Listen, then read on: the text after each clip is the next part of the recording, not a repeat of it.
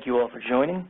I'm John Wheatley, Media Composer Cloud Product Champion, and today's topic will be on preventing media offline.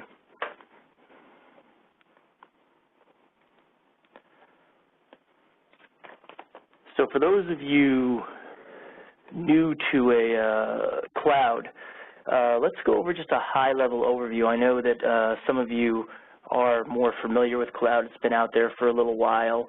But for those folks who are new to it, let's just do a brief overview. So Media Composer Cloud, simply put, is Media Composer gone remote. So as we can see in this diagram, you're the journalist several miles outside the station or the interplay backend. Using a VPN connection to the network with Wi-Fi or 4G connection, you have the ability to send a story you have cut locally back to the interplay database. You also have the ability to remote playback, browse, and use any assets from the interplay database to your local editor.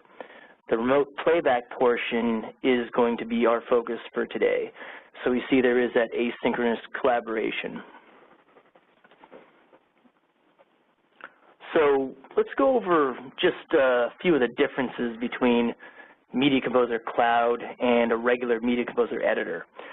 Cloud has the ability to conduct remote uploads of local assets from outside the station and send those assets back to the interplay database.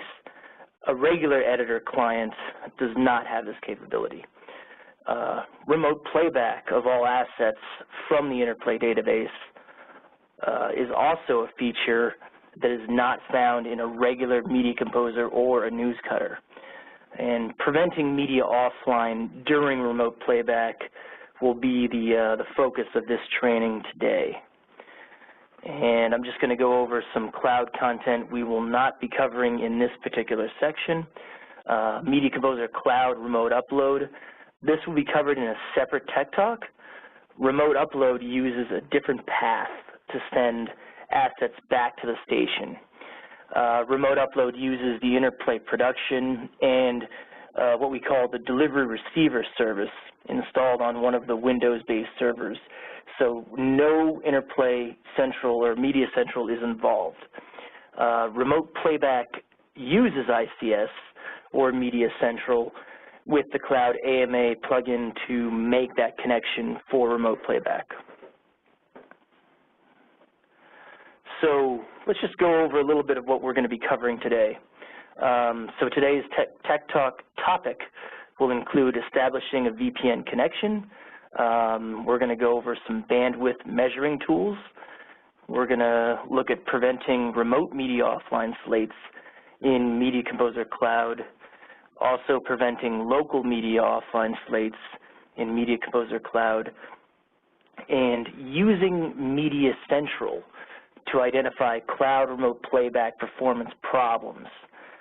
And then we're going to go over changes to the Cloud AMA plugin needed for remote playback, and that's going to include some information on Xcore as well that we're going to look into. So now, so what we do first with making a connection to the interplay backend is we need to establish that VPN connection. So basically what we want to make sure we're doing is we have VPN set up and connected before we go any further. As you can see, we're using Cisco. There are several other flavors of VPN software out on the market, and whatever works for you is fine.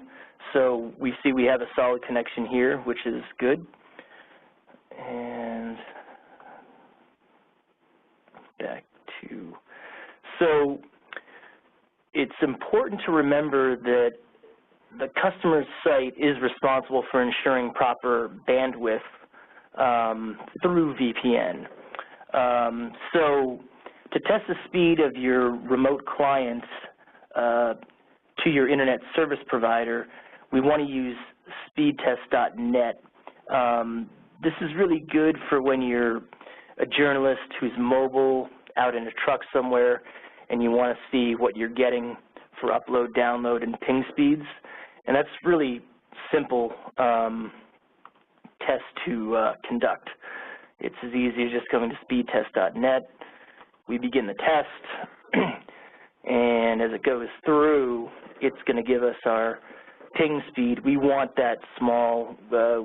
If you're seeing ping speed in 100, 200, 300 milliseconds, that's going to give us some latency. That could give us some issues. And then, of course, here we're kind of, we have a very high-speed network connection, so our download speed is kind of through the roof. And upload, for the remote upload that we won't be talking about, it'll give us that too, but that'll be important for the journalists outside the wire. And let that go through a little bit. So here we have very high numbers, which is good. Of course, we've got a good connection here at Avid. So now we go back.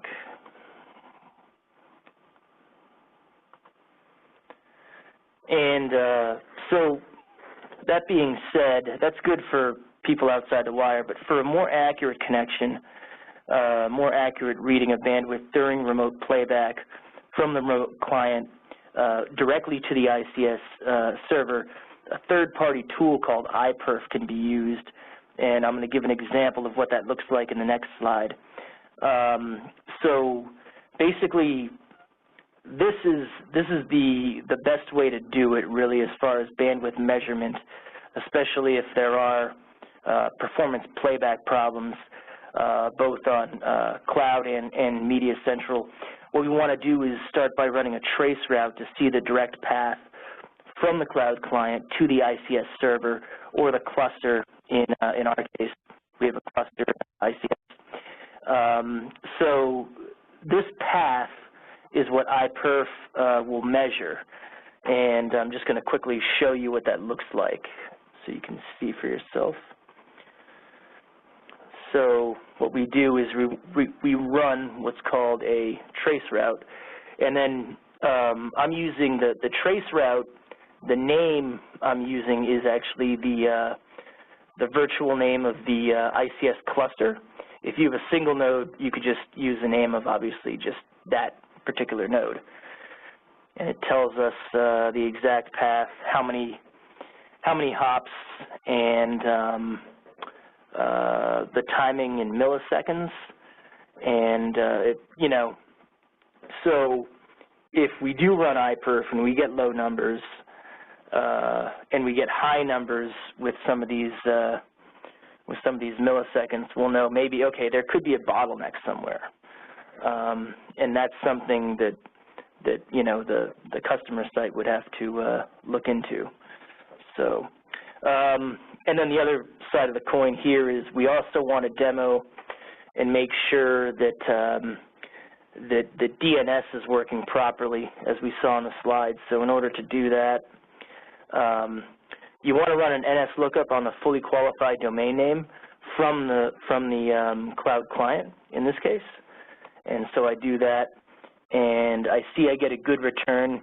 The address you see below here, that's actually that is the IP of the cluster, the virtual cluster of the ICS. So we're looking like we're in good shape at this point in time. If you see something that says failed, server can't find server, we could have an issue, especially being outside the wire, so to speak. So moving on. So we conducted that. We now know that we have the speed required.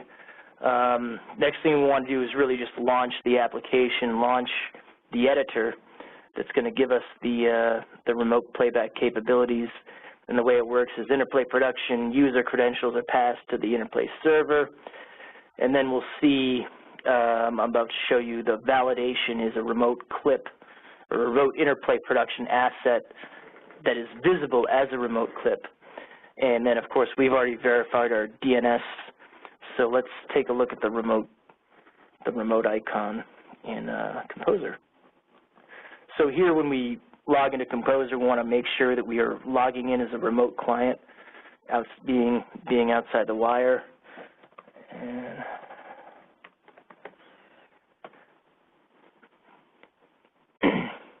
And then we're looking for the green light here.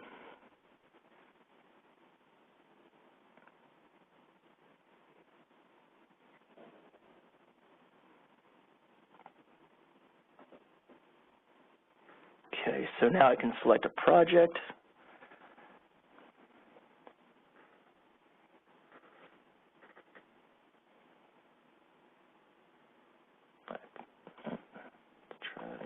There we go.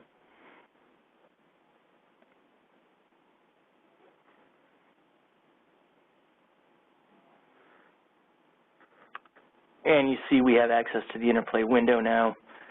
And we have our validation of, okay, this is in fact a remote clip. This is an example of an online remote clip. So we're playing this through ICS. Xcore's prefetching frames from the ICS server in order to play this down.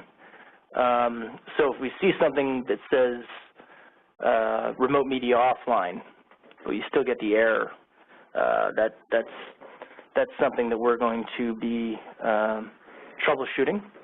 And then in some cases, the media could be offline back at the station, and you may just in fact see that, just a regular media offline slate. And if the asset already exists locally and on the interplay database, you're going to see no arrow because it's basically telling you, hey, this exists back in your local client. So there's no need to play it back in a low-res proxy. So, and then there's another example of just regular remote media online clip. So we go back. Okay. So basically, it's tough to picture what a VPN connection looks like. So I figured I'd include this diagram here. We have our Sphere client and our Media Central clients outside of the wire.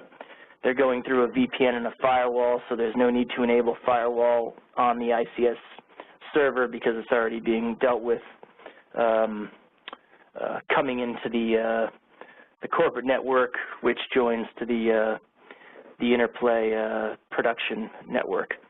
So a good tip here is to verify a good VPN connection simply by launching Interplay Access. That's a real easy one. So we go to Access.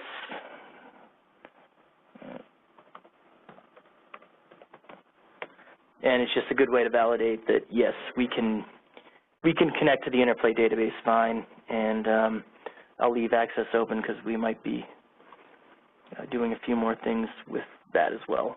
So here we have, so when you test the network speed for remote playback, ideally these are the speeds we want to look at for download. Download meaning remote playback. So the minimum is going to be 3.5 megabits per second tested by engineering. We like to have some buffer room, so 5 megabits per second is definitely better. Anything higher than that, great. Even if you have good numbers, we still do not yet support multicam with cloud, but that's something that may come in the future. So these numbers are going to prevent dropped frames, playback pausing, starting on its own, things of that nature. And then, of course, over here we have some iPerf test results that came from another site. Now these, what we do is when you run iPerf, which is, as we talked about before, a third-party application, we're looking at the summaries. So it's installed on the ICS. You pretty much make a directory on that, and it's installed on the local client. Through the trace route, it gives you what you need. But this is an example of a very poor connection. We've seen this at a few sites where, yes, cloud works, playback does work, but we're dropping frames. we're seeing latency issues, and then we're seeing the same thing in central playback. And that's when you really know that you know, it is the responsibility of the customer's network, and maybe they need to work with their IT department to get this resolved. Okay. So now we go into prevention of remote media offline with Media Central. If this is seen when attempting remote playback, try launching the Central from the same cloud client and try to play something back in Central as well. And if playback is possible in Central, that typically means there's a disconnect between ICS and Cloud's export kit. It could also be something wrong with Sphere AMA, which is associated with XCore as well. And the disconnects are almost always authentication errors. So once again, we see the remote media offline slates.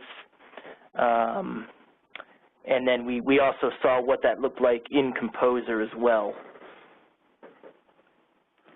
So we want to look at the editor console to check for these disconnection errors. And the nice thing about this is they're really not too cryptic. As you can see, we're looking for a message stating the Sphere AMA plugin is not connected to the ICS engine. The console will indicate the typed username and password are invalid. You can't get more, you know, straightforward than that. As we can see down here, very easy to pick up. So there are some differences with the versions of ICS. We don't have too many people on 1.2, maybe some MAM sites. Most folks are on either 1.6, 1.7, 1.8, or 2.0. But it's good to know, you know, if there is somebody on 1.7, this is what we need to look for. So you want to launch the Interplay administrator, go to the application database settings, and then it's a best practice to always retype the ICS credentials in the ICS fields to make sure the host name of the ICS is also correct. Because if the host name is wrong, as we see here, the host name was Interplay when it should have been Burl ICS. That's also going to cause remote media offline issues. So the default credentials for these versions, in case you're on site and you don't know, are administrator with a capital A and Avid 123, because this has a direct correlation with Linux, and Linux is very case sensitive. So we want to be mindful of that as well. So as far as if you see this problem, remote media offline with ICS 1.8 and above, we've seen this in many sites where they upgrade from 1.7 to 1.8 or upgrade from 1.7 to 2.0, and all of a sudden they say everything's great with Media Central, but Cloud's not working. I'm getting remote media offline. So the rules change here a little bit. For ICS 1.8 and later, credentials in the player system settings in Central have to be set to enable Cloud remote playback as well. And basically, these credentials have to match what's in the Avid Interplay administrator in the application database settings. If they don't match, we're going to see remote media offline. And also, we went over the host names. We don't want those to be incorrect either. But the main thing is to ensure that those credentials are identical, and we're not using a user that's already in UMS, the user management service, because if we do, that'll also cause remote media offline. So you can make up a funny name, cat, it can be anything that just basically is not associated with UMS. The way it works, typically in an environment like this, you have an Active Directory server. That server passes, you're using the same credentials you're pulling in or you're importing everything from Active Directory, has to exist in both Interplay Production and Media Central. If they don't, you're going to have issues with logging in.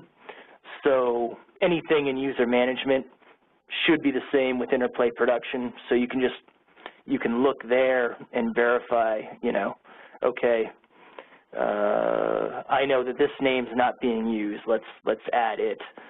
So I'll just show you briefly what that looks like.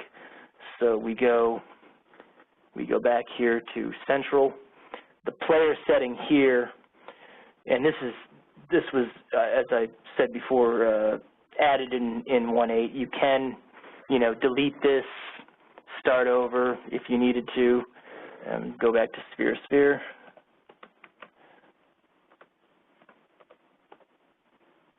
Oops, 1 second.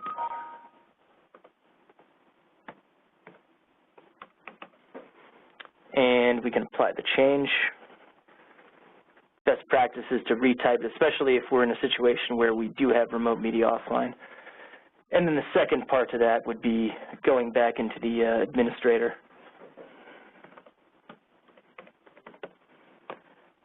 And in that administrator, we go to application database settings. This takes just a moment sometimes. And then here we are. Obviously it gets scrambled. It's cryptic here, but sphere is what we have here as well.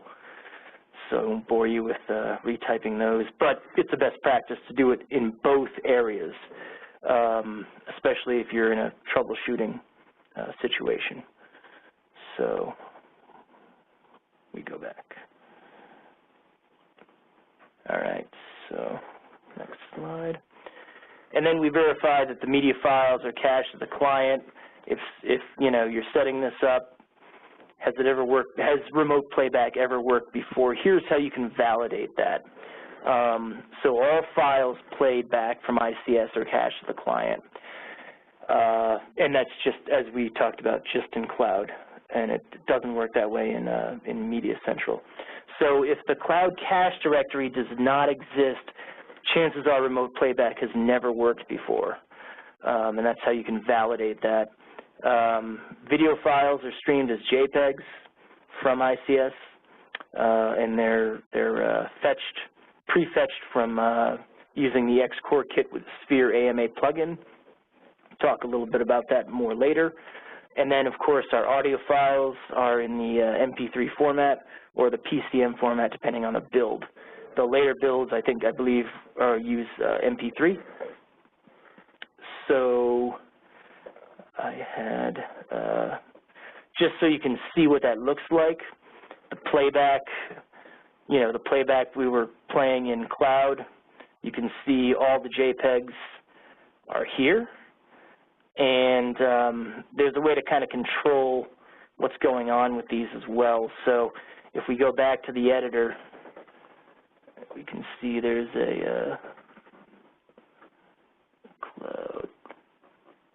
a cloud playback setting, if it would ever open. And so the disk cache size. So this is telling you how much you can cache. The maximum is 16 gigs, minimum is 2, and you can change this around. The kind of the cool part about this feature is if you are mobile in a truck, you completely lose your Wi-Fi connection, but you've already cached the media to the client.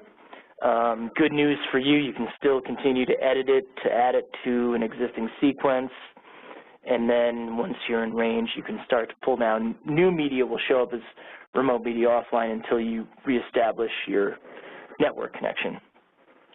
And then the high and low quality setting, that's just, once again, if your bandwidth pipeline is running a little low, you can switch to low quality. And then if you're in a better environment for that, I know editors are going to prefer, obviously, the high quality. This clears all the local cache at once. In case you want to do that, or your internal drive is getting full, another option. So cancel out of that, and back to the PowerPoint. Okay. So now we're going to go into preventing local media offline slates. I've seen this a few times at some different sites. where we see, we're kind of like, we took a look, okay, why am I getting a local media offline slate when I'm a cloud client? So the rule of thumb here is we validate a good connection to the HAG by opening up a web UI in the media indexer server, and this is a change just for 3.0 and later. If you are on Interplay 2.7 or earlier, you're going to want to go back to good old framework, which is the service configuration. Keep in mind that if you are on 3.0 or later, you do not want to try to configure the HAG in this manner. I did it by mistake, and it locks you out completely. So be wary of that. It's just you'll get a pretty annoying freeze, and you'll have to task mangle your way out of it. And I'll just briefly show you what that looks like in our, here we go. So this is the web version. I'm on, obviously, a 3.05 build, and this is my computer name here. So as you can see, I'm indexing all the workspaces, which is good. Now I just hit some other buttons. So anyway, I mean, the validation was right there, so we're good to go in that category. If there's a disconnect, if the HAG says disconnected, you're going to be seeing local media offline slates in that situation. Okay. And then just a few other settings we need to check on the local cloud client. We want to make sure that dynamic relink is enabled, and you can either use the closest media, or if you know your deliverable is let's say DNX145, great, keep that going, as well as our other setting, which is media creation, auto index of local drives as they come online. We need that to be selected as well. These can also cause regular media offline slates in cloud, and as you can see, if we go down here to our media creation, we see that, you know, this is enabled, which is good, and of course the dynamic relink. Oops, I have to close out of that.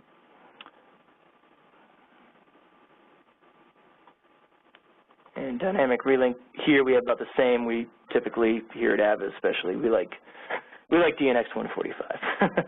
So that's that. And then for the back end, we also want to make sure dynamic relink is enabled on the back end. We do that by jumping back into Media Central, and under playback service, load. Right here we have that enabled on the back end as well. Okay. So, and then there has been a new change and an update for Cloud AMA plugin for the remote playback. Cloud AMA plugin is now a separate installer as of 7.04, but this includes any builds previous to that have patches going back. So if they make a patch for 6.5.4 dot whatever, you're going to have to separately install the Cloud AMA plugin, and it's a very simple install. It's just like an XDCAM AMA plugin. It takes probably 30 seconds to load. And the Cloud AMA plugin can be downloaded from the Avid Download Center. The plugin from the Download Center is compatible with every version out there of Cloud, going all back to 6.5.4, or 6.5, I should say, to all the way up to 8.1. So one universal plugin does everything. You don't have to worry about, oh, do I have the right version? So it's there for you. We are doing some product hardening with the Cloud AMA plugin currently to make it more robust, because now we see an influx of post-production facilities that have way more complex sequences they want to play back, things of that nature. So there has been a high demand to be coding a lot for this new plugin. In a broadcast environment, it's really, you're not seeing these problems because it's more of straight cuts and dissolves, things of that nature that are, simple, very few pre-computes. So real quick, I'll just show you validation of how we can test that we have the plugin. We go back to the console, and it's the command is AMA underscore list.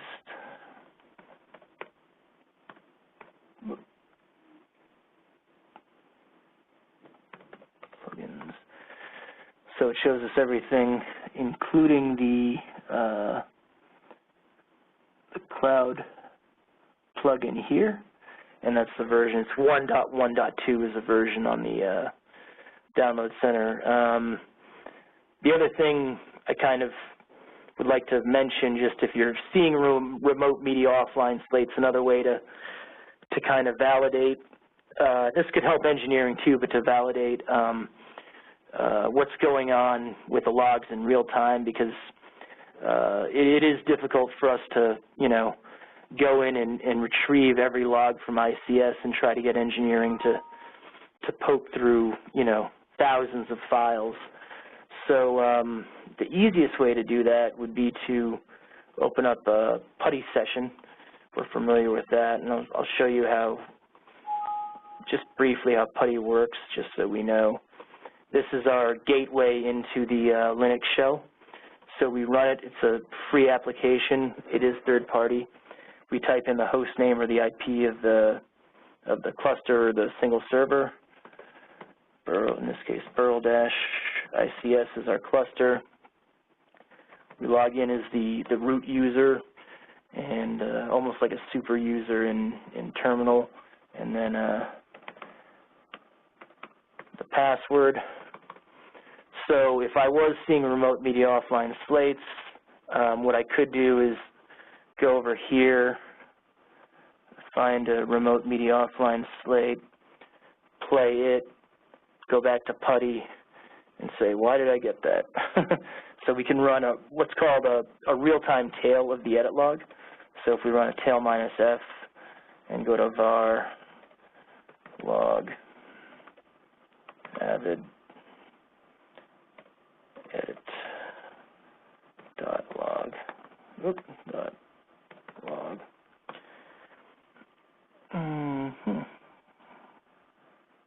Let's see. Var log avid. One moment. Linux mistake.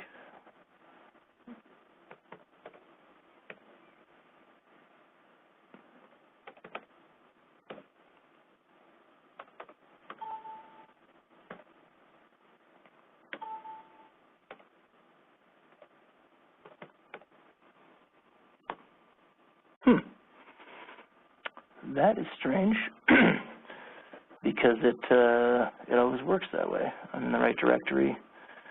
Oh, you know what? It's probably because this is a cluster. So if I do a new session, we've got 2 nodes. So this is going to be Burl ICS 2. The way it works is one node is responsible for the slave node is typically responsible for playback, while the other one is not. And now I just need to find my other PuTTY session here. Oh. And folks, I do apologize. I know we have been working on our servers and we've had a DNS issue recently. Let me try that one more time, see if it works.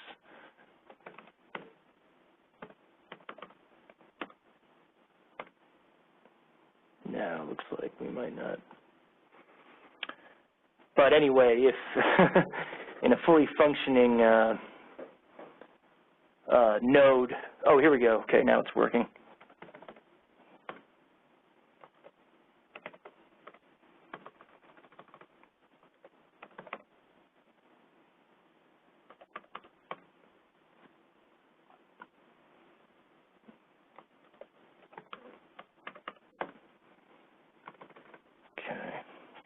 again.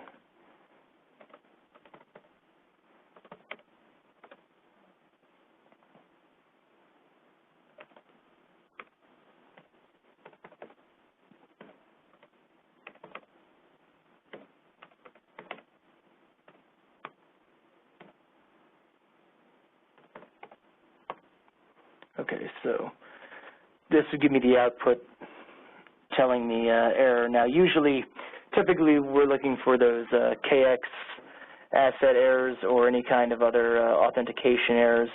If you get something like this, it's not telling us much, which basically means that